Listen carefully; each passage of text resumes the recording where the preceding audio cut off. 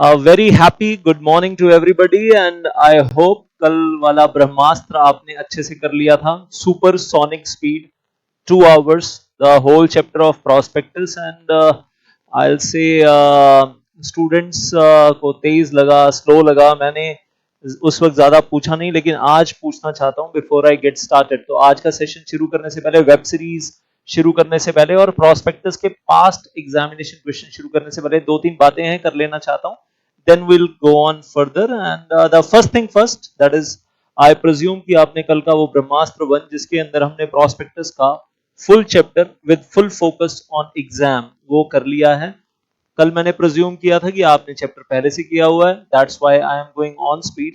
और आज मैं प्रिज्यूम कर रहा हूं ये सेशन शुरू होने से पहले क्वेश्चन आंसर्स करेंगे आज. All past examination question answers of prospectus chapter. लेकिन आपने वो कल वाला 2 घंटे का सेशन पहले कर लिया है. और आज जो क्वेश्चन आंसर करने वाले हैं अप्रोक्सीमेटली 1 डजन और उसमें एक दो रिपीट हो रहे हैं. फिर ऊपर से कुछ मैं एड ऑन भी अपने आज special case laws case studies करवाने वाला हूं जो मुझे लगता है एग्जाम में आज तक तो नहीं आए लेकिन अब आ सकते हैं.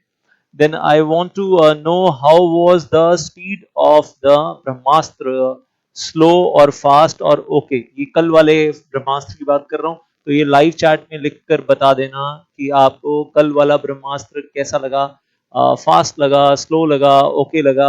ये मैं पूछता रहूंगा आपसे बार बार हर बार so that I can adjust my speed as per you. कल पहला ब्रह्मास्त्र चलाया था. आज शाम को दूसरा चलाने वाले हैं regarding the chapter of mortgages and charges. तो अगर आप कहेंगे वेल्ला की स्पीड थोड़ी सी स्लो कर दो, अगर आप लाइव चैट में लिख देंगे तो मैं स्लो कर दूंगा. तो लिख देना लाइव चैट में सर प्लीज स्लो डाउन. और अगर आप कहते हो कि नहीं नहीं सर वो स्लो ही लग रहा था सर और फास्ट कर दो तो वो लिख देना लाइव चैट के अंदर well that sir please increase the speed. बढ़ा दो तो मैं बढ़ा दूंगा वेल. और अगर आपको लगता है ओके थी तो ओके लिख देना लाइव चैट के अंदर. तो I will take my decision accordingly about that. पहली चीज. दूसरी चीज कल मेरा जो ब्रह्मास्त्र का पहला एक्सपीरियंस हुआ आपके साथ. क्वेश्चंस बहुत पूछते हैं आप और इधर उधर के क्वेश्चंस होते हैं कई बार तो उस टॉपिक के साथ बिल्कुल कनेक्टेड ही नहीं होते, उस चैप्टर के साथ भी कनेक्टेड नहीं होते. किसी और मेरे यूट्यूब वीडियो के क्वेश्चंस आप उसमें पूछ रहे होते हैं. मतलब ऐसा लगता है कि कहाँ इररिलेवेंट जा रहे हैं. Well please don't do that. और अगर आप क्वेश्चंस आप अपने पूछना चाहते हैं तो please ask in the comment box of the video. Well अगर आपको लगता है बहुत कॉम्प्लिकेटेड है, लंबा चौड़ा मामला है, देखो ऑन द स्पॉट वाला है ना, कोई छोटा सा क्वेश्चन है ऑन द स्पॉट वाला तो आप पूछो लाइव चैट के अंदर, I will give the answer.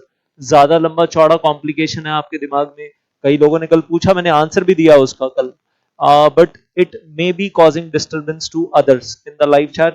और आप लोग अभी लिख कर बता देना कि डिस्टर्बेंस होती है या डिस्टर्बेंस नहीं होती है लंबे लंबे क्वेश्चन से जब लाइव चैट में वो चल रहा होता है.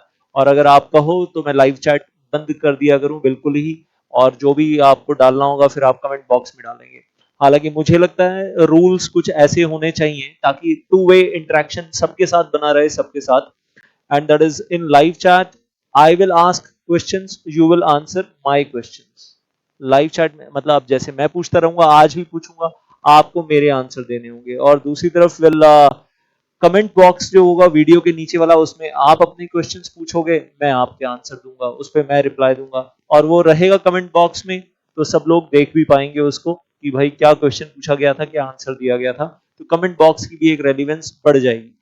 और कॉम्प्लिकेटेड क्वेश्चन है आपका कोई बहुत ज्यादा जो आपको लग रहा है कि नहीं कमेंट बॉक्स में लिखकर नहीं पूछ सकता हूं, तो एक वॉइस मैसेज डाल देना व्हाट्सएप के ऊपर ऑन 8448804439. ये फोन अब मेरे हाथ में ही रहेगा और मेरा ही पर्सनल व्हाट्सएप नंबर है. But don't make phone call, don't make phone call. बहुत मुश्किल होता है पूरे दिन में, कई बार इतनी फोन कॉल आने लगती हैं स्टूडेंट्स के पास एक नंबर देने से. Well life becomes difficult for me. बाकी दूसरी फिर आउटपुट खराब हो जाती है, मेरे लिए भी बड़ा मुश्किल हो जाता है. देन आई से प्राइवेट प्लेसमेंट की बात करें तो एक चीज बोलना चाहूंगा, 4 वीडियोस हैं मेरे यूट्यूब चैनल पे परमानेंटली हमेशा से. आई एम चेकिंग प्रिजम्पशन आपने देख लिया होगा, मैंने कल भी नीचे कल वाले ब्रह्मास्त्र के वीडियो के नीचे लिंक दे दिया था आपको वहां पर. And now we can move on to the DG web series. और आज आगे बढ़ने से पहले मुझे लगता है थोड़ा सा सब लोग जुड़ रहे हैं, तब तक मैं थोड़ा सा हल्की सी एक लाइट चिट चैट कर लूं आपके साथ and then will go on further. फिर उसके बाद आगे बढ़ेंगे. तो एक छोटा सा सवाल है आपके लिए, कहने के लिए ऑब्वियसली मैंने एलएलबी किया है फ्रॉम दिल्ली यूनिवर्सिटी, एंड आज की तारीख में वो दिल्ली यूनिवर्सिटी में एडमिशन मिलना भी मुश्किल है लोगों को. So I did my CS, then I did my LLB in Delhi university. हो सकता है आप में से भी कुछ लोग प्लान कर रहे हो, और मैं सबको बोलता हूँ करना चाहिए एलएलबी. आप कहीं से भी कर लो, चौधरी चरण सिंह यूनिवर्सिटी मेरठ से कर लो, आप रोहतक यूनिवर्सिटी से कर लो, आप कहीं से भी कर लो. सीएस जरूर करो और उसके साथ साथ एलएलबी कहीं से भी कर लो, तो सोने पे सुहागा है. और दो बातें होती है, मैं हमेशा बोलता हूँ, या तो आप वेल सीएस की डिग्री और एलएलबी करने के बाद इंडिया की top 10 top 20 corporate law firms में जॉब कर सकते हैं. वेल जैसे मेरे स्टूडेंट्स कर रहे हैं, Shardul Amarchand Mangaldas India number 1 law firm, then we say और जो बड़े बड़े नाम हैं एजेडबी और AGB, we say Trilegal, Nishith Desai. My students are working there. You can also reach there, Singhanias and partners, Vaish and associates. तो एक तो वो करियर है. और कॉर्पोरेट लॉ फर्म में जब आप केस लड़ेंगे तो आपके पास केस किसका आएगा? टाटा स्टील और Reliance industries limited, Infosys, TCS, Patanjali. But वो हम मर्डर के केसेस की बात नहीं कर रहे कि वो चेहरे पे कट लगे हुए क्लाइंट्स आएंगे आपके पास, वैसा नहीं हुआ. और दूसरी चीज अगर आप किसी कॉर्पोरेट में कंपनी में जॉब करते हैं तो आपको पोजीशन क्या मिलेगी वहां पर? As company secretary cum cum vice president legal, VP legal. हाँ, तो company secretary cum legal manager या company secretary cum VP legal, और फ्यूचर में कभी 10 साल बाद, 15 साल बाद, 20 साल बाद, 25 साल बाद director legal in the company along with the company secretary. तो आप कंपनी का लीगल डिपार्टमेंट भी देखेंगे और सेक्रेटेरियल भी देखेंगे. And I tell you one thing, well अगर आप सिर्फ सीएस करते हैं तो जो बड़ी बड़ी कंपनीज हैं, इंडिया की टॉप 100 200 कंपनीज आपको अपने यहाँ वीपी लीगल या डायरेक्टर लीगल अपॉइंट नहीं करेंगे. आप फिर उस तरफ नहीं जा पाएंगे. तो दैट्स व्हाई आई विल से दो दो तरफ फायदा है, या तो वेल लॉ फर्म्स में या तो कॉर्पोरेट्स में. फायदा दोनों तरफ है. एलएलबी जरूर कर लेना, कहीं से भी कर लेना, बट जरूर कर लेना. और कहते हैं सीएस की कैप आपने पहन ली तो उसमें एलएलबी का फेदर जरूर जरूर लगा लेना. एंड नाउ वेल एक छोटा सा सवाल यहाँ पर मेरा, ये जो काला कोट पहनते हैं एलएलबी करने के बाद और जो कोर्ट में एडवोकेट जाते हैं, वो ब्लैक कोट ब्लैक कलर ही क्यों है? तो अगर किसी को मालूम है ब्लैक कलर का क्यों पहनते हैं तो लाइव चैट में बता देना. लाइव चैट में बता देना ये ब्लैक कलर क्या रिप्रेजेंट करता है. चलो मैं भी बता देता हूँ, आप जब लाइव चैट में बता रहे हैं पहले मैं आपको मौका देता हूँ, फिर मैं बताता हूँ. 1 2 3 4 5 6 7 8 9 10 11 12 लिख दिया होगा आपने अपनी तरफ से लाइव चैट में, आई होप. मैं आपको बता देता हूँ, ये जो काला रंग है, नंबर 1 इट सिग्निफाइज ट्रस्ट. इस रंग पे लोग ट्रस्ट करते हैं, दैट इज देयर, जो क्लाइंट होते हैं, number 1. Number 2 it shows obedience, obedience towards the law, obedience towards the law. जैसे चर्च में प्रीस्ट होता है, ब्लैक कलर का गाउन पहनता है, that is obedience towards God. तो ये जो ब्लैक कलर है यहाँ पर, वेल कोर्ट में it is obedience towards the law, कि हम ओबीडियंट हैं टुवर्ड्स द लॉ. तो ट्रस्ट है, ओबीडियंस है. और एक तीसरी चीज अथॉरिटी दिखाता है जो काला रंग है, क्योंकि कहते हैं वो काली रात और काला रंग और काले क्राइम्स से डील करने वाले के साथ डील करना है, मर्डर वगैरह करने वालों के साथ भी डील करना है. तो वेल आई विल से black colour has authority while dealing with the criminals. अब वो अंग्रेजों के जमाने से चला आ रहा है और सारी दुनिया फॉलो कर रही है, दैट इज गोइंग ऑन. तो I will say that is how we are also following, because obviously India was a colony of Britain. बाकी वो अलग बात है कि गर्मियों में बड़ी दिक्कत होती है, और गर्मियों में जब कोर्ट में धूप में घूमना पड़ता है इधर से उधर काला कोट पहन के, एक तो गर्मी, और दिल्ली की गर्मी तो और भयानक है ऑब्वियसली, और उसमें काला कोट पहनकर अगर आपको कोर्ट में इधर से उधर घूमना है तो इट इज वेरी डेंजरस. हाँ, और उस तरफ वो जो डॉक्टर हैं, वो जो डॉक्टर्स हैं एमबीबीएस एमडी, वो अपने वेल क्लिनिक में बैठे हैं, हॉस्पिटल में बैठे हैं, एयर कंडीशन प्रमाइसिस में, और उनके कोट का रंग वो वाइट है. मतलब ये बात अजीब सी है, वो सफेद रंग का कोट पहन के एसी में बैठे हैं, और एडवोकेट लोग जो है वो काला कोट पहनकर धूप में घूम रहे हैं. तो आयरनी है. और एक चीज थोड़ी सी और अजीब हो जाती है, जब ये यूनिफॉर्म पहनकर एडवोकेट जब ट्रेन के अंदर जाते हैं और जो टिकट चेक कराता है ना, टिकट चेक करने के लिए उसकी यूनिफॉर्म मालूम है क्या होती है? जो ट्रेन में टिकट चेक कराता है उसने भी ऐसी पहन रखी होती है. तो दोनों एक दूसरे की शक्ल देख रहे होते हैं, अबे तू भी, तू भी, नहीं नहीं ऐसा नहीं है भाई, ये थोड़ा सा जो भी है. खैर एनी हॉज, अब पढ़ाई पे शुरू हो जाते हैं सीरियसली, पढ़ाई पे शुरू हो जाते हैं.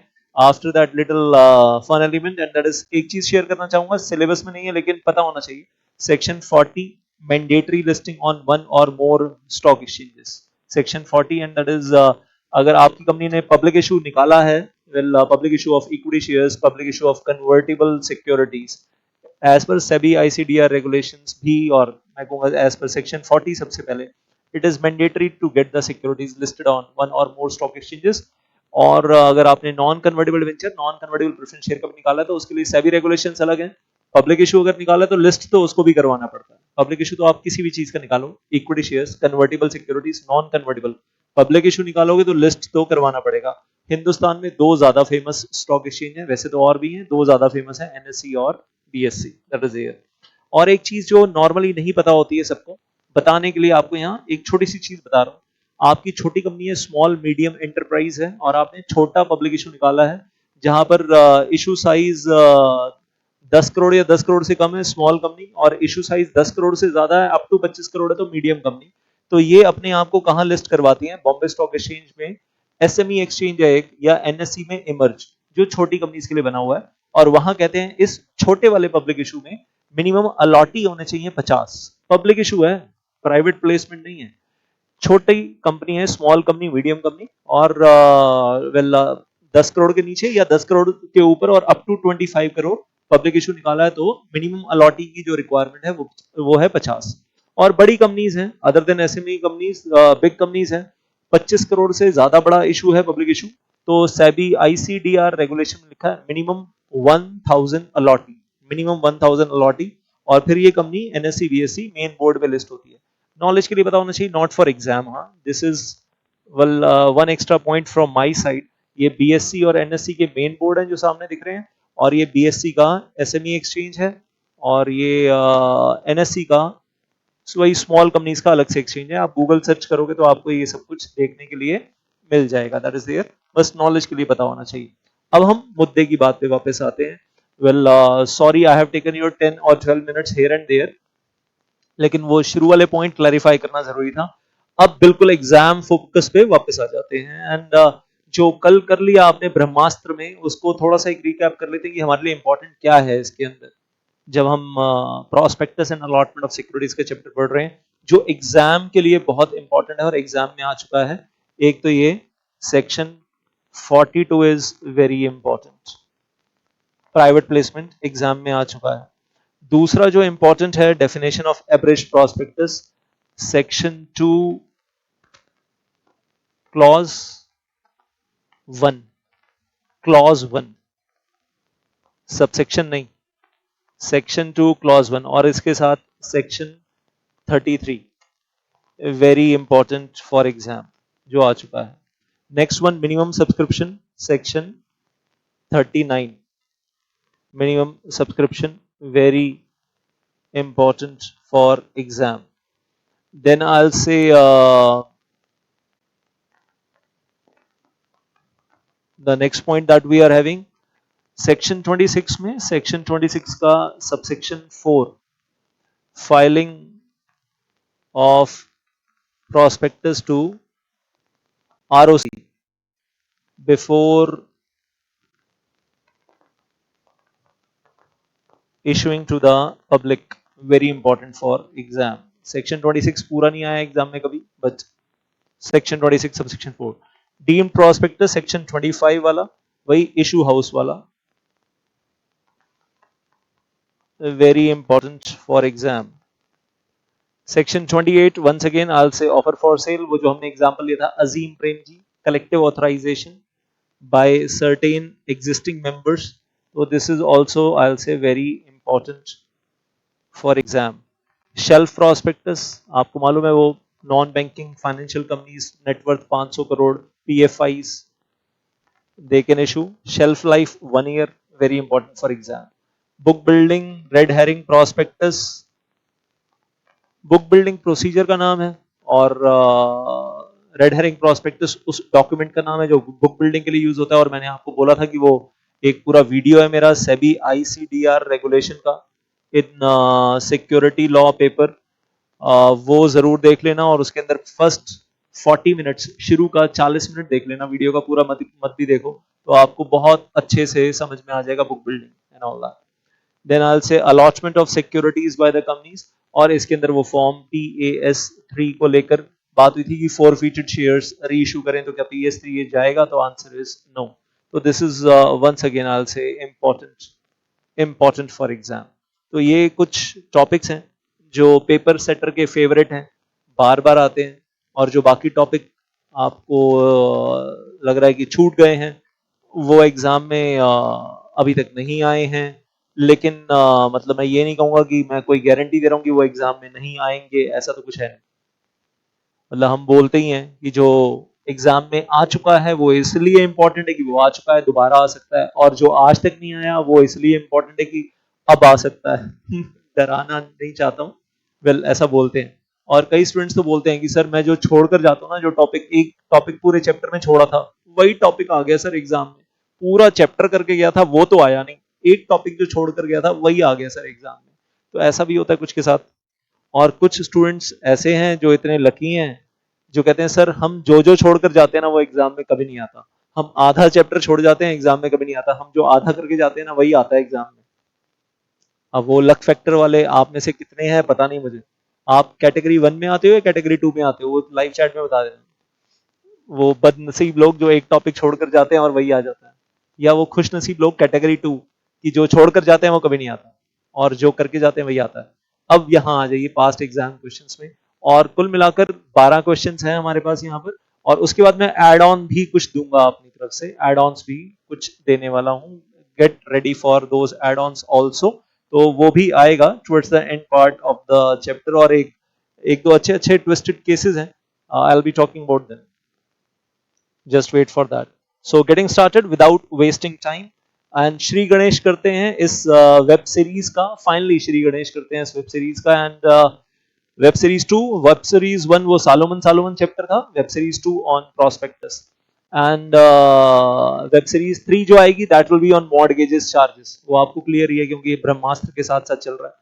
Then so shortcut limited has allotted the shares to the investors without filing the prospectus with the ROC, और इस केस में इन्वेस्टर्स के पास क्या रेमेडी है, तो सेक्शन 26 सबसेक्शन 4, पहले आप वो बताएंगे कि लॉ में लिखा है, आंसर लिखने का तरीका क्या होगा, पहले आप लॉ बताएंगे कि लॉ में लिखा है कि कोई भी कंपनी तब तक शेयर्स अलॉट कर ही नहीं सकती जब तक सबसे पहले प्रोस्पेक्टस की एक कॉपी ROC के पास फाइल नहीं हो जाती, और उसके ऊपर साइन किसके होने चाहिए, every person who is named there in as existing director as well as propose director. मान लीजिए प्रेज्यूम कि 10 डायरेक्टर एग्जिस्टिंग हैं तो उनके साइन भी चाहिए, और 2 डायरेक्टर प्रपोज्ड हैं तो उनके साइन भी चाहिए, और वो खुद साइन करेंगे या फिर ड्यूली ऑथराइज्ड अटॉर्नी के थ्रू साइन करेंगे। तो पहले तो वो लीगल प्रोविजन एक आपको एक पैरा लिखना ही लिखना है, और फिर आपको बताना है कि जो कंपनी ने अलॉटमेंट दी है without filing the prospectus to ROC, that allotment is void, और directors are liable further, the directors who are liable for default, जो डायरेक्टर्स जिन्होंने ये डिफॉल्ट किया है ये अलॉटमेंट गलत तरीके से करने का, they are also liable to compensate. अभी एक न्यू एड ऑन पॉइंट है आपके लिए जो ब्रह्मास्त्र में नहीं किया था आपने, that is also liable to compensate the company as well as to the allottee respectively for any loss which may have sustained or incurred thereby. ऐसे डिसाइडेड केसेस इंडिया में हुए हैं इस पॉइंट के ऊपर, और केस का नाम यहां पर नहीं बता रहा हूं आपको, ICSI मॉड्यूल में भी इसके ऊपर कोई केस नहीं है, लेकिन these kind of cases have been decided कि directors are liable to pay the compensation to the company also and to the allotee also, अगर उन्हें इस allotment की वजह से कोई लॉस हुआ है। और पुराने ओल्ड कंपनीज एक्ट 1956 में तो ये लैंग्वेज लिखी भी हुई थी in section 71 of the old companies act, उसमें लिखा भी हुआ था इस सब चीजों के बारे में। खैर एनी हॉज, आंसर बड़ा सिंपल है, और नीचे तो एक चीज और बोल रहे हैं, यहाँ तो हम कह रहे हैं वॉइड है तो आपको मालूम है कैंसिल हो गया, सब कुछ खत्म हो गया, लेकिन ओल्ड कंपनीज एक्ट में वॉइड नहीं बोलते थे, ओल्ड कंपनीज एक्ट 1956 में कहते थे इररेगुलर अलॉटमेंट है, और इसमें अलॉटी की मर्जी होती है, वो चाहे तो कैंसिल करवाए अलॉटमेंट, ना चाहे तो कैंसिल ना करवाए, the allotment is voidable at the option of allottee. लेकिन आपको एग्जाम में अब ये लिखने की आवश्यकता नहीं है, कंपनीज एक्ट 1956 क्यों लिखेंगे एग्जाम में। What is red herring prospectus, I will not waste my time, I will not waste your time, हम लोग कल कर चुके हैं, हाँ बस एक लाइन में जरूर बोलेंगे, red herring prospectus means a prospectus in which there are some informations which are missing. The prospectus which does not include the complete particulars of the number of shares or of the premium per share. Face value तो बताया होता है 10 rupees per share, premium नहीं बताया होता, of securities included there है। और नीचे तो फिर वो सेक्शन 32 के विल कहना चाहिए प्रोविजंस हैं। आप कहते हैं तो एक बार और रीड आउट करूं? आई बिलीव नो, हाँ कोई जरूरत नहीं है। Then going on further with that, और इसकी पीडीएफ फाइल सर मिल जाएगी, आज शाम तक मिल जाएगी, you will be getting. Then on the receipt of question number 3, on the receipt of 85% minimum subscription, the Little Stars Limited allotted 200 shares to Mr. Ranjit और 90% नहीं आया। You know that 90% आना चाहिए, वो 90% आया ही नहीं, for whatever reason 90% नहीं आया, 90% नहीं आया। तो 85% आया हुआ है और कंपनी ने क्या किया, 200 शेयर अलॉट कर दिए to mister Ranjit and the money was deposited in the, जो पैसा आया था एप्लीकेशन मनी का पैसा शेड्यूल्ड बैंक अकाउंट में, वेल वो उसमें से भी कंपनी ने कुछ कंज्यूम कर लिया है, 40% of the amount is withdrawn and it was used for acquisition of fixed assets. अब कंपनी को पैसा तब तक यूज नहीं करना होता, जो भी एप्लीकेशन मनी का पैसा आया है वो तब तक यूज नहीं करना होता अपने बिजनेस एक्टिविटी में जब तक सबसे पहले मिनिमम सब्सक्रिप्शन ना आ जाए, और नंबर 2 जब तक listing permission, final listing permission from the stock exchange ना मिल जाए, उससे पहले एप्लीकेशन मनी के पैसे को टच नहीं करना होता बिजनेस एक्टिविटी में। यहाँ तो कंपनी ने गड़बड़ की है, दो गलत काम किए हैं। पहला गलत काम, मिनिमम सब्सक्रिप्शन आए बिना अलॉटमेंट कर दिया, और दूसरा गलत काम, मिनिमम सब्सक्रिप्शन आए बिना पैसा भी कंज्यूम करना शुरू कर दिया। अरे भाई ऐसे कैसे? Public issue is total failure, SEBI कहता है public issue is total failure, company law में भी लिखा है, सेबी आईसीडीआर रेगुलेशंस वगैरह में भी लिखा है, ऑब्वियसली एलओडीआर वगैरह जो भी है वो सेबी रेगुलेशंस में भी लिखा है that you have to repay the entire money, that has to be repaid, company has to repay the entire application money. Refuse to accept the allotment contending that the, Ranjit साहब ने अलॉटमेंट लेने से मना कर दिया और वो उनका कंटेंशन है कि अलॉटमेंट वॉइड है, मेरा पैसा वापस करो। तो क्या रंजीत साहब ये केस जीतेंगे या केस नहीं जीतेंगे, ये सवाल है आपके लिए।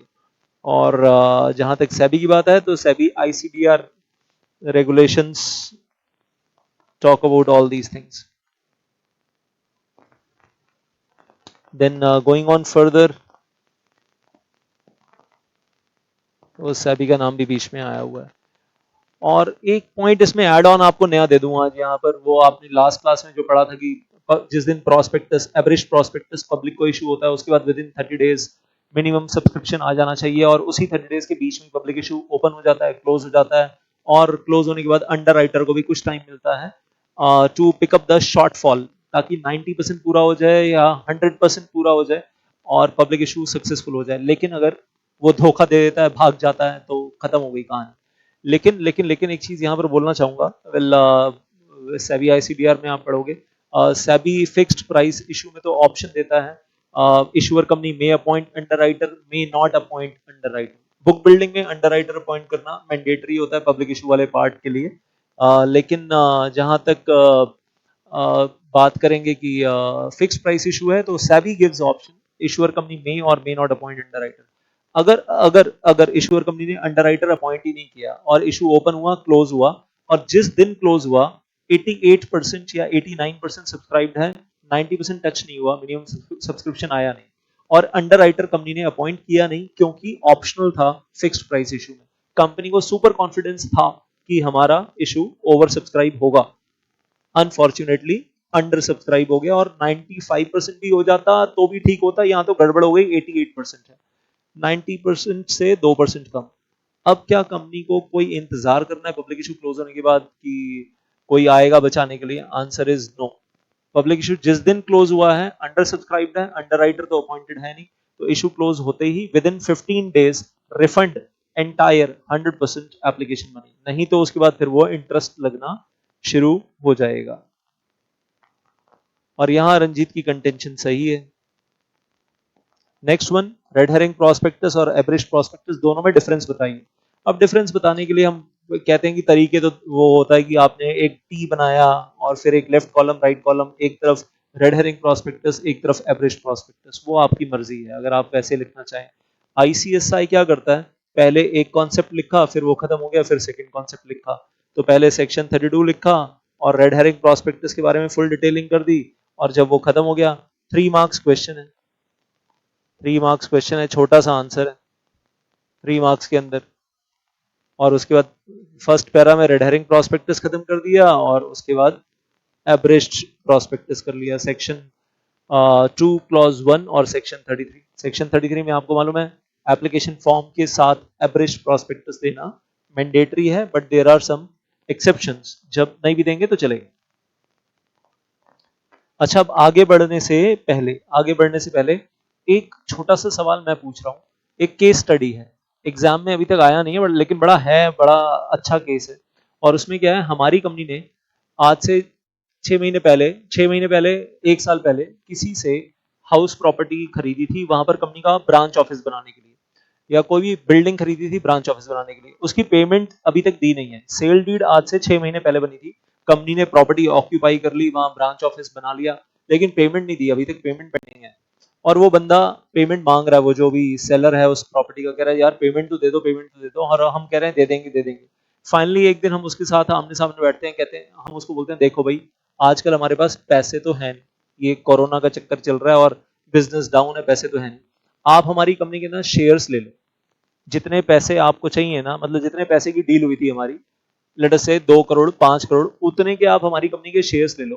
कंपनी का बिजनेस ठीक ठाक चल रहा है, आगे बहुत ग्रो करेगा, आपको डिविडेंड इनकम मिलेगी, और फिर अपने शेयर्स स्टॉक मार्केट में हम लिस्ट वेल करवाएंगे, तो या हो चुके हैं या करवाएंगे, तो आप बेचना, अच्छे प्रॉफिट पे आप बेच देना शेयर, और वहां से पैसा निकाल लेना आप, लेकिन हम कैश नहीं दे पाएंगे भी आपका।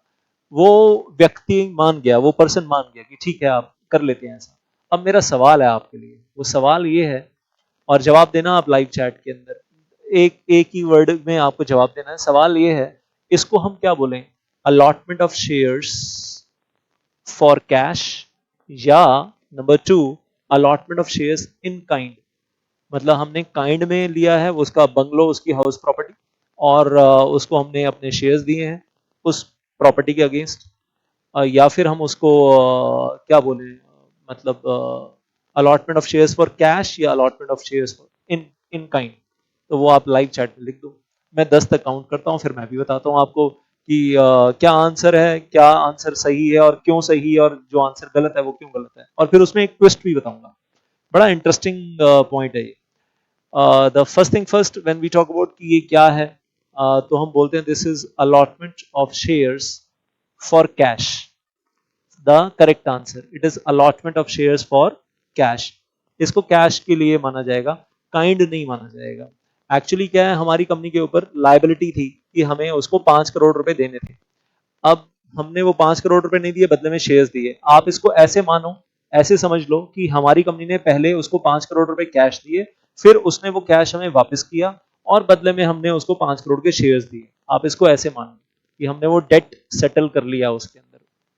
This is, I repeat that, हमने उसको एक्चुअली 5 करोड़ कैश दिया, उसने वो 5 करोड़ कैश हमें वापस किया, फिर हमने उसको 5 करोड़ के शेयर्स दे दिए।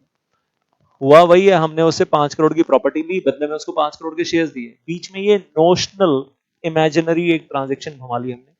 अब इसको मैं नहीं कह रहा हूं, कोर्ट कह रहा है, कोर्ट की जजमेंट है जिसमें इसको बोला गया allotment of shares for cash. Judgement का नाम आपको बता देता हूं, harmony and montage tin and copper mining company limited. Harmony and montage tin and copper mining company limited, और शुरू में लिखते हैं इन री, मतलब इन रेफरेंस टू। तो उस केस के अंदर ये बोला गया this is allotment for cash, मतलब कंपनी ने मिस्टर ए से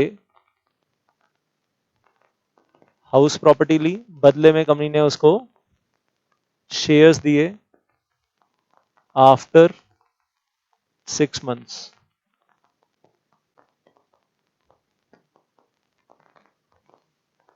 तो इसको माना जाएगा अलॉटमेंट फॉर कैश। ये डिसाइडेड केस है। अब दिमाग में आता है काइंड क्यों नहीं, कुछ लोगों के, कुछ सबके नहीं लेकिन कुछ लोगों के दिमाग में तो आता है सर काइंड क्यों नहीं बोल रहे सर, मतलब बिल्डिंग ली है और बदले में शेयर्स दिए हैं। अब ध्यान से सुनना मेरी बात, बड़ा इंपॉर्टेंट टेक्निकल पॉइंट है। अगर सेम डे आमने सामने बैठकर शुरू से यही म्यूचुअल अंडरस्टैंडिंग पहले दिन से बना लें, आज हम आपसे हाउस प्रॉपर्टी ले रहे हैं और हम आज ही आपको बोल रहे हैं इसके बदले में हम कैश पेमेंट नहीं करेंगे, इसके बदले में हम आपको कंपनी के शेयर्स देंगे, और ये बात सेल डीड में लिखी है, शुरू से सेल डीड में लिखी है कि आपसे प्रॉपर्टी ले रहे हैं और बदले में आपको कंपनी के शेयर्स दे रहे हैं। अगर ये बात शुरू से टर्म्स एंड कंडीशंस में लिखी है तो then it is allotment for kind, और उसमें जो प्रॉपर्टी ले रहे हैं उसकी भी वैल्यूएशन रिपोर्ट बनेगी और सब कुछ होगा वो सब कुछ, और शेयर्स दे रहे हैं उसकी भी वैल्यूएशन रिपोर्ट बनेगी, रजिस्टर्ड वैल्यूअर सेक्शन 247 में जो होता है वो बनाएगा। देन आल से, लेकिन यहां ऐसा नहीं हुआ है, यहां पर तो ये था कि हम आपसे प्रॉपर्टी खरीद रहे हैं, मिस्टर ए कंपनी है आपसे प्रॉपर्टी खरीद रही है 5 करोड़ रुपए में, और आपको 5 करोड़ रुपए की हम पेमेंट देंगे, कैश में पेमेंट देंगे, मतलब चेक या जो भी demand draft by NEFT whatever. और ये नहीं बोला था शुरू में कि हम आपको शेयर्स देंगे। आपको सिचुएशन समझ में आ गई, वो 6 महीने का जो बीच में गैप है और शुरू से जो सेल डीड में लिखा है उस पर सब कुछ डिपेंड करता है। समझ में आ गया अब आपको? अब और इससे ज्यादा टाइम नहीं लगाऊंगा, नहीं आया है तो आप चैट बॉक्स में, लाइव चैट में लिख देना कि सर एक बार और कमेंट बॉक्स में लिख दो, तो मैं कमेंट बॉक्स में लंबा सा कमेंट लिख दूंगा अगर आपको जरूरत लगे तो। देन आई से going on further with this, next one ये हो गया आपका distinguish between red herring prospectus. अब यहाँ पर ये रिपीट हो रहा है, क्वेश्चन नंबर 4 और 5 रिपीट है, बस ये है कि वो 3 मार्क्स था और ये 5 मार्क्स है, और ये अब 5 मार्क्स के अंदर आपको लंबा लंबा थोड़ा सा आंसर की लेंथ बढ़ानी पड़ेगी। पहले रेड हेरिंग प्रोस्पेक्टस चल रहा है, और जब रेड हेरिंग प्रोस्पेक्टस खत्म हो जाएगा तो उसके बाद एब्रिश्ड प्रोस्पेक्टस, और उसमें वही section 2 clause 1,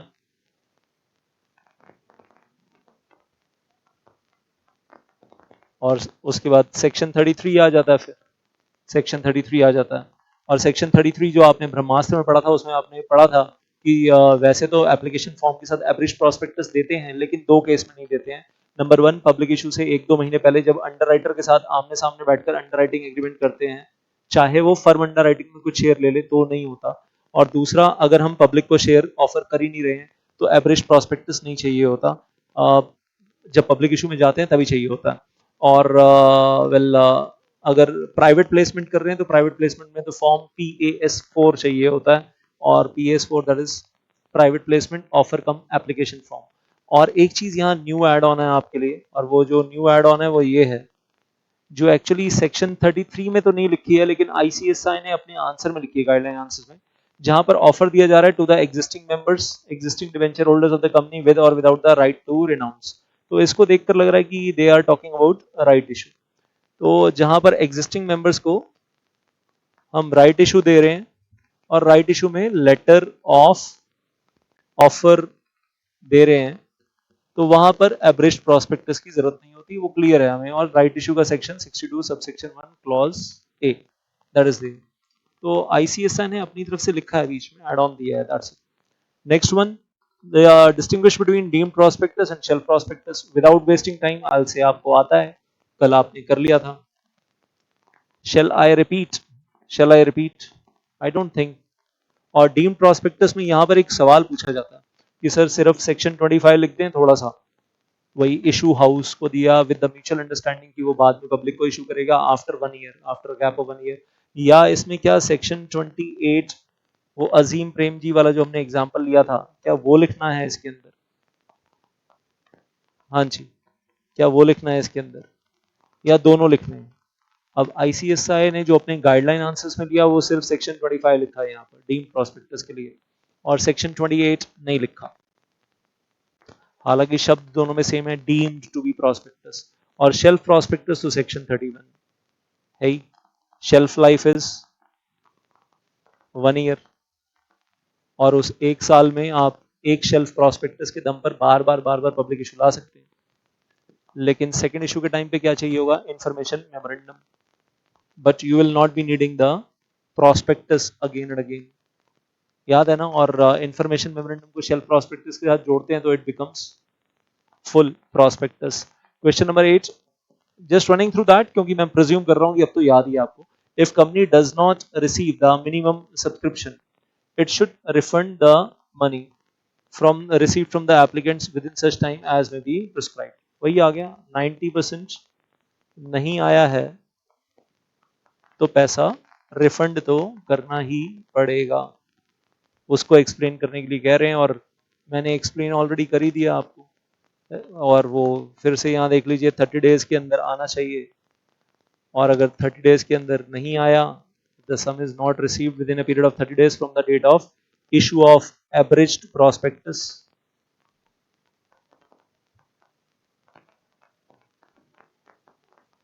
then repay the money within how much time? Within 15 days from the date of closure of issue.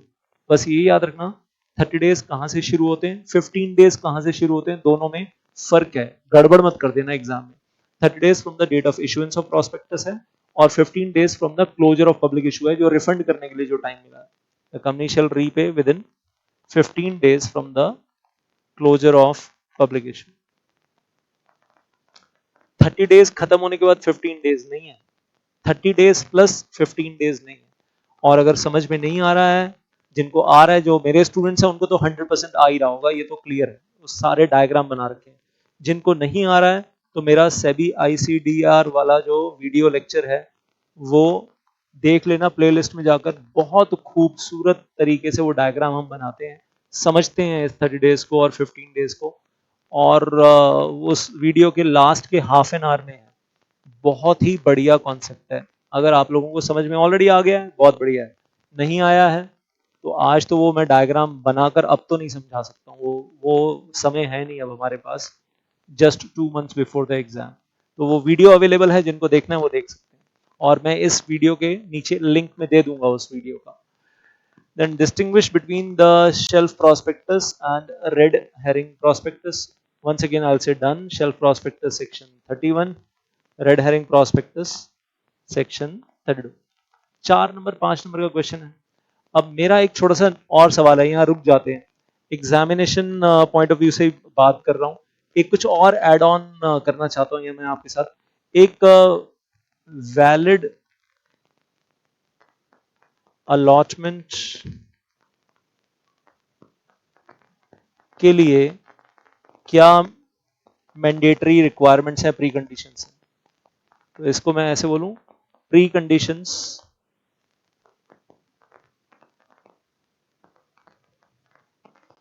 For valid allotments. एक टॉपिक अगर एग्जाम में आई जाए तो क्या क्या करेंगे, तो 5-6 कंडीशंस है, 5-6 प्री कंडीशंस है. कंडीशन नंबर 1, जो एप्लीकेंट है उसने कंपनी के साथ राइटिंग में एग्री किया हो, वेल, और कंपनी को उसने रिटर्न एप्लीकेशन दी हो, may be electronically in writing और मे बी ऑन पेपर. और आजकल तो हम लोग जब पब्लिक इशू में अप्लाई करते हैं वो राइटिंग में ही होता है, वेल ऐसे के लिए एग्रीड इन राइटिंग. तो जब हम बिड भी लगाते हैं, when we are putting a bid in the book building, उसको राइटिंग ही माना जाता है. तो number 1, the I'll say applicant has agreed in writing to become member of company. Number 1. Number 2, जो बोर्ड ऑफ डायरेक्टर्स अलॉटमेंट दे रहे हैं वो proper board of directors constituted होने चाहिए और उसमें गड़बड़ नहीं होनी चाहिए. वो रोटेशनल नॉन रोटेशनल डायरेक्टर का जो कॉम्पोजिशन होता है 2/3 1/3, वो सब सही होना चाहिए, उसमें गड़बड़ नहीं होनी चाहिए. वैलिडली कॉन्स्टिट्यूटेड बोर्ड होना चाहिए. वही वुमेन डायरेक्टर, इंडिपेंडेंट डायरेक्टर जो बताया है वेल कंपनी लॉ में और वट एवर, आज से वो सब प्रॉपरली फॉलो होना चाहिए. So properly constituted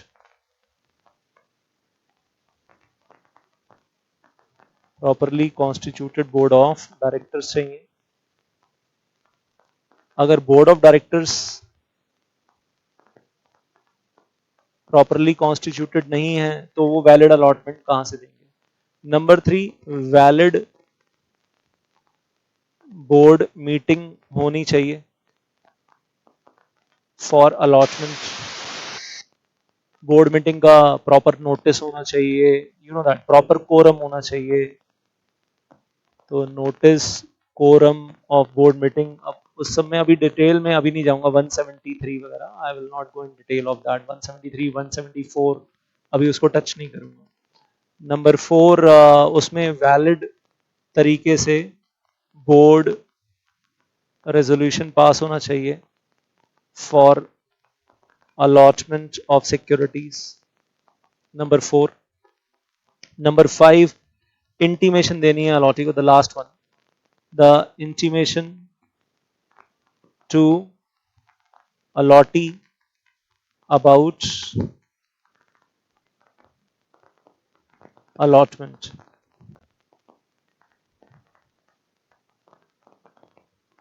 Now these are my signature, not for exam, not for exam. तो well I'll say point number 1 2 3 4 5, ये 5 चीजें फुलफिल होनी चाहिए तो ही अलॉटमेंट को वैलिड माना जाएगा। अगर स्ट्रेट अवे क्वेश्चन आ जाए एग्जाम में, मान लो प्रिज्यूम, तो one should be aware of. और ये कहाँ से आया है, कहाँ से आया ये प्री कंडीशंस कहाँ से आई हैं? कंपनी लॉ में तो किसी सेक्शन में लिखा नहीं। Various decided case laws, various decided case laws are there. आप ऐसे समझो बहुत सारी केस स्टडीज इसमें कवर हो गई हैं, 3-4 केसेस कवर हो गए इसके अंदर। और एक केस में ऐसा भी बोला गया था कि अगर प्रॉपरली कॉन्स्टिट्यूटेड बोर्ड नहीं है लेकिन बोर्ड मीटिंग का नोटिस प्रॉपर दिया गया, कोरम है और रेजोल्यूशन प्रॉपरली पास हुआ मेजॉरिटी से या unanimously in the board meeting whatever, तो प्रॉपरली कॉन्स्टिट्यूटेड बोर्ड उस रेजोल्यूशन को बाद में रेटिफाई या कंफर्म कर सकता है जो रेजोल्यूशन पहले इम्प्रॉपर बोर्ड ने पास किया था। तो प्रॉपरली कॉन्स्टिट्यूटेड बोर्ड उस पहले वाले रेजोल्यूशन को कंफर्म रेटिफाई कर सकता है कि वो रेजोल्यूशन सही था और उसमें कोई गड़बड़ नहीं थी, तो वो बाद में भी हो जाता है। डिसाइडेड केसेस हैं सब। Then question number 10, ran limited unlisted company है, it proposes to issue the equity shares to the investors numbering total 30। तो क्या क्या इशू करने वाले हैं? Obviously that is private placement करने वाले हैं, और प्राइवेट प्लेसमेंट के लिए सेक्शन 42 है, साथ में रूल 14 है, प्रोसीजरल चार्ट मैंने आपको बता दिया है, and 4 videos are there on YouTube. Full speed चलाकर देखना, स्पीड अप करके देखना, डोंट वेस्ट टाइम। और मैं कहूँगा फर्स्ट वीडियो में तो फर्स्ट 50 मिनट्स तो बेस बन रहा है, वो जो वीडियो 1 है, लेक्चर 1 है, उसमें पहले 50 मिनट 55 मिनट तो छोड़ ही देना, उसके बाद ही शुरू करना प्राइवेट प्लेसमेंट के लिए। फिर वीडियो 2 3 4 उसके बाद है when we talk about the private placement. तो I am not reading through this. Question number 10 I presume ये हो गया। अब लंबा सा क्वेश्चन है 7-8 नंबर का। सो इफ आई से इफ इट इज 7 मार्क्स, तो फिर आपको आंसर भी लंबा से ही लिखना है उसके अंदर, step by step, step 1 step 2 step 3। Sir हम तो यही रट्टा मार लेंगे।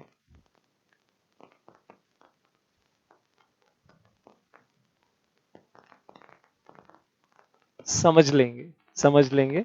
और हाँ, वो स्टेप बाय स्टेप तो सही चलना ही पड़ेगा, ये तो है ही। आप ऐसा तो कर नहीं सकते बाद वाला स्टेप, स्टेप नंबर 10 आप ऊपर स्टेप नंबर 5 में ले आओ और स्टेप नंबर 5 को स्टेप नंबर 10 पे ले जाओ, वैसे तो कर नहीं सकते। मैंने फ्लो चार्ट दिखाया था आपको ब्रह्मास्त्र में, यहाँ वो टेक्स्ट फॉर्म में लिखा हुआ है बस।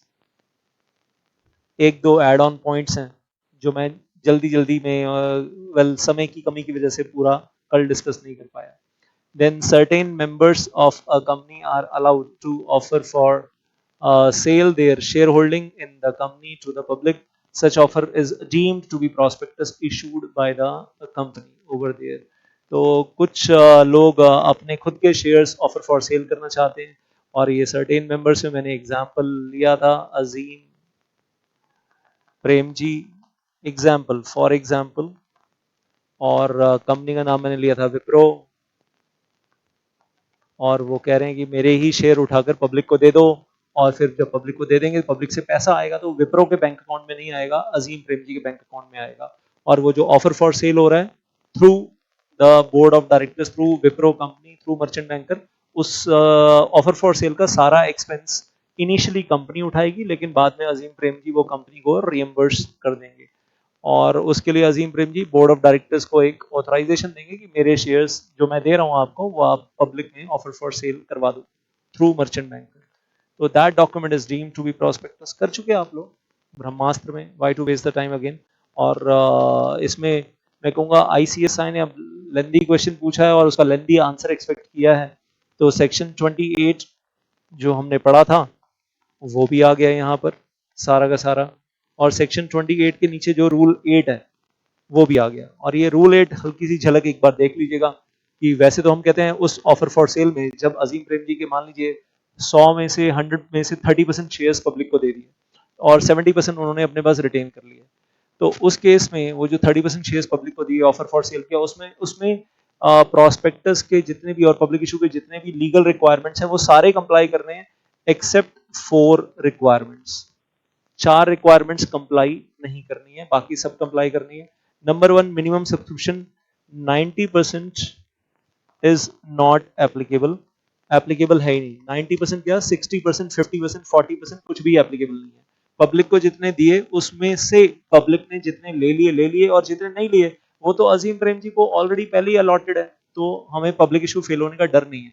तो जितने पब्लिक ने ले लिए वेरी गुड, उतना ही उनको अलॉट कर देंगे, उतना ही अलॉट कर देंगे। और यहाँ पर हम ये नहीं सोचेंगे कि 90% नहीं आया तो पब्लिक को अलॉट कैसे करें। अरे भाई अलॉट ही नहीं हो रहा ना, अलॉटमेंट है ही नहीं, सेल है, सेल है, यू नो दैट। अलॉटमेंट तो न्यू न्यू शेयर्स की होती है, यहाँ तो एग्जिस्टिंग पुराने शेयर्स सेल हो रहे हैं, तो इसलिए 90% का डर है ही नहीं। So that is first thing first, वो कॉन्सेप्ट ही एप्लीकेबल नहीं है। और दूसरा मिनिमम एप्लीकेशन वैल्यू जो आपने पढ़ा था लास्ट क्लास में जाते जाते या उसमें ब्रह्मास्त्र में, that is 5% of face value, वो वाला कॉन्सेप्ट भी यहाँ पर एप्लीकेबल नहीं है, वेव ऑफ कर दिया लॉ मेकर ने। फिर हम कह रहे हैं जो एक प्रोस्पेक्टस में नॉर्मली बताना होता है कि इश्यूअर कंपनी के पास जो पैसा आएगा उसको कहाँ खर्च करेंगे, कौन से प्रोजेक्ट में, वो भी नहीं बताना। क्यों? क्योंकि कंपनी वो पैसा खर्च करेगी नहीं, यूटिलाइज करेगी नहीं। कंपनी तो पैसा उठाकर सारा उस शेयर होल्डर को दे देगी, उस शेयर होल्डर को जिसने अपने शेयर्स दिए थे पब्लिक के लिए। लास्ट में और कोई प्रोविजन, कोई इंफॉर्मेशन जो कंपनी कंपाइल नहीं कर पा रही है, कंपनी उसका जस्टिफिकेशन बता देगी कि हम जो इन्फॉर्मेशन कंपाइल नहीं कर पा रहे हैं वो हमने प्रोस्पेक्टस में नहीं दिया। ये सारे पॉइंट डिस्कस हुए थे। तो आल से सेक्शन 28 के साथ साथ रूल 8A, मतलब रूल 8 इंस्टीट्यूट एक्सपेक्ट करता है कि आप एग्जाम में रूल नंबर मत लिखो, कोई बात नहीं, लेकिन रूल्स का नाम लिखो, companies prospectus and allotment of security rules 2014। मैं नॉर्मली कहता हूं कि सेक्शन नंबर जरूर याद करो, रूल का नाम जरूर याद करो, हर चैप्टर के हिसाब से चैप्टर वाइज, लेकिन रूल नंबर्स याद नहीं करोगे चलेगा।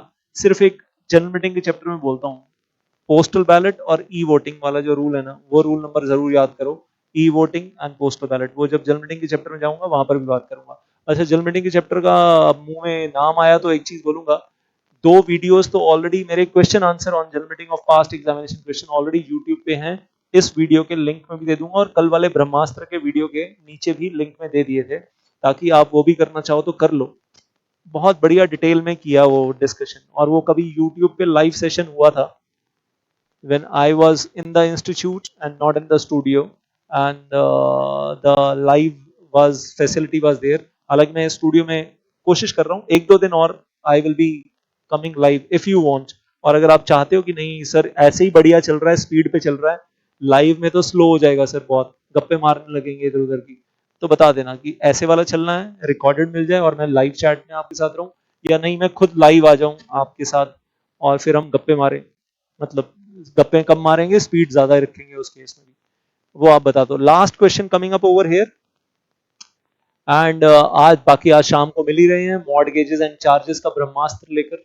And question number 12 over here कि कंपनी ने प्रोस्पेक्टस इशू किया, फॉल्स स्टेटमेंट है उसके अंदर, झूठी स्टेटमेंट है उसके अंदर, तो झूठ बोलने वालों को 447 फ्रॉड में तो जेल होगी। लेकिन यहाँ पर कहानी यहाँ ये है कि मिस्टर बी जो है वो एक he is a very well known successful businessman on the board of directors, company का डायरेक्टर है। और इधर मिस्टर सी है जो मासूम शेयर होल्डर है, उसने उस झूठी स्टेटमेंट को, फॉल्स स्टेटमेंट को सच मान के उसके ऊपर एक्ट किया है। फॉल्स स्टेटमेंट को सच मानकर she is acting on that false statement, झूठी स्टेटमेंट को सच माना और लगा कि कंपनी बहुत बढ़िया है, इसमें पैसा लगाना चाहिए, लगा दिया, एप्लीकेशन फाइल की, एप्लीकेशन मनी दी और अलॉटमेंट ले ली, तो इनोसेंट बेचारा शेयर होल्डर फंस गया। Applied for the shares of the company, company ने अलॉट किए। दूसरी तरफ एक मिस्टर डी है जिसने उस झूठी स्टेटमेंट को कभी पढ़ा ही नहीं और उस झूठी स्टेटमेंट के ऊपर कभी रिलाई किया ही नहीं, उसने प्रॉस्पेक्टस पूरा ध्यान से पढ़ा ही नहीं, उस झूठी स्टेटमेंट के अलावा और चीजें पढ़ी उसने प्रॉस्पेक्टस में, एवरेज प्रॉस्पेक्टस में, and but he did not rely on this particular false statement but on the other information which was given in the prospectus. उस पर भरोसा करके उसने शेयर्स के लिए अप्लाई किया। अब आपके लिए 3 सवाल है यहाँ पर, क्या ये सी और डी जिनको ये शेयर्स अलॉट हुए हैं, can they ask for the compensation from the company और from mister B from the board of directors? क्या वो कॉम्पनसेशन मांग सकते हैं, सी और डी? फिर एक मिस्टर ई है जिसने पब्लिक इशू में शेयर लिए नहीं, वो तो जब कंपनी पैदा हुई थी उसने मेमोरेंडम ऑफ एसोसिएशन तब सब्सक्राइब किया था, वही पब्लिक कंपनी 7 सब्सक्राइबर्स, और उसने तो तभी शेयर्स लिए थे। क्या वो इस कंपनी से या इस डायरेक्टर से इस फॉल्स स्टेटमेंट की वजह से क्या वो कॉम्पनसेशन मांग सकता है? नेक्स्ट वन मिस्टर एफ है and he bought the shares through stock market later on, public issue close हुआ, पब्लिक इशू में अप्लाई नहीं किया, इशू क्लोज हुआ, मार्केट में शेयर लिस्ट हो गए, 6 महीने बाद स्टॉक मार्केट से खरीदे, क्या वो भी कॉम्पनसेशन मांग सकता है फ्रॉम द कंपनी और from mister B the director of the company? Each of them wants to know whether they can seek remedy for misstatement in the prospectus or not. और हम कह रहे हैं वेल आंसर बड़ा सीधा सीधा है, only only only mister C can ask for the remedy, सिर्फ सी को रेमेडी मिलेगी, बाकी किसी को नहीं मिलेगी। लॉजिक क्या है? लॉजिक क्या है? मिस्टर सी 3-4 फैक्टर फुलफिल कर रहा है, मिस्टर सी ने उस मिसरिप्रेजेंटेशन को पढ़ा और वो मिसरिप्रेजेंटेशन इज अ फैक्ट कि वो फॉल्स स्टेटमेंट है, फॉल्स स्टेटमेंट थी, और वो फॉल्स स्टेटमेंट अपने आप में मटेरियल फॉल्स स्टेटमेंट थी। उसने उस फॉल्स स्टेटमेंट के ऊपर एक्ट किया, उस मिसरिप्रेजेंटेशन के ऊपर एक्ट किया, वेल भरोसा किया, एप्लीकेशन फाइल की, अलॉटमेंट ली, और उसी मिसरिप्रेजेंटेशन की वजह से उसको लॉस भी हुआ, मिसरिप्रेजेंटेशन की वजह से उसको डैमेजेस हुई। तो जहां 1 and 2 and 3 and 4 चारों फैक्टर फुलफिल हो जाएंगे, then allottee can ask for the compensation. 1 and 2 and 3 and 4 चारों फैक्टर फुलफिल हो जाएंगे, then allottee can ask for the compensation. और ऊपर जब हम यहाँ पर बात कर रहे हैं वेल बाकियों की, तो डी ई एफ इन फैक्टर्स को फुलफिल नहीं कर रहे हैं। डी ने उस फॉल्स रिप्रेजेंटेशन को कभी पढ़ा ही नहीं था, वो खुद ही बोल रहा है, उस पर भरोसा भी नहीं किया था कभी, झूठ को सच भी नहीं माना था। ई ने तो पब्लिक इशू में लिया ही नहीं, सब्सक्राइबर टू मेमोरेंडम है। एफ जो है उसने भी पब्लिक इशू में लिया ही नहीं, प्रॉस्पेक्टस को कभी पढ़ा ही नहीं और झूठ को सच माना ही नहीं। स्टॉक मार्केट में जैसे सब लोग खरीदते हैं, आज खरीदा ये सोच कर कि आगे बढ़ जाएगा बेच दूंगा, वैसे ही खरीदा बेचा, खरीदा, बाद में वो मिसरिप्रेजेंटेशन की वजह से क्रैश हो गया, अरे भाई आपने तो उस पर तो कभी भरोसा किया ही नहीं था, पढ़ा ही नहीं था। तो बाकी डी ई एफ जो है वो नहीं क्लेम कर सकते हैं, only only only C will have the remedies and others can not seek. अब डी को क्यों नहीं मिलेगी, ई को क्यों नहीं मिलेगी, वो चीजें वेल पता आपको समझ में आ गई हैं। एफ को क्यों नहीं मिलेगी, and C can apply to the court कि भाई मेरा अलॉटमेंट कैंसिल करवाओ, मेरा नाम रजिस्टर मेंबर में से हटवाओ, मेरा पैसा वापस दिलवाओ, और मुझे कॉम्पनसेशन मिलना चाहिए। लेकिन जो भी करना है रीजनेबल टाइम में करना है, ये नहीं कि लॉस आज हुआ और कॉम्पनसेशन मांगने के लिए मैं 20-25 साल बाद जा रहा हूँ। लिमिटेशन एक्ट वगैरह अप्लाई हो जाएगा, will become applicable, you know that limitation act 1963 will become applicable, GIGL में पढ़ा होगा आप लोगों ने। So this is all about this particular web series part 2 prospectus के सारे क्वेश्चन किए। Thank you so much for being with me, and अगर आपको मेरी मेहनत थोड़ी सी अच्छी लग रही है तो please do tell me in the live chat कि आपको मेरी मेहनत थोड़ी सी अच्छी लग रही है, और क्या मेहनत आप मुझसे और क्या करवाना चाह रहे हैं। आज शाम को मॉर्गेजेस के लिए मिलेंगे। स्पीड बता देना जाते जाते, slow down, fast, increase the speed, decrease the speed in ब्रह्मास्त्र, और is it okay for you, जो भी आप कहोगे। तो आज का टारगेट मैं लेकर चल रहा हूं कि आज शाम को मॉर्गेजेस एंड चार्जेस का पूरा चैप्टर खत्म हो जाए। तो see you once again in the evening, thank you so much, जय माता दी।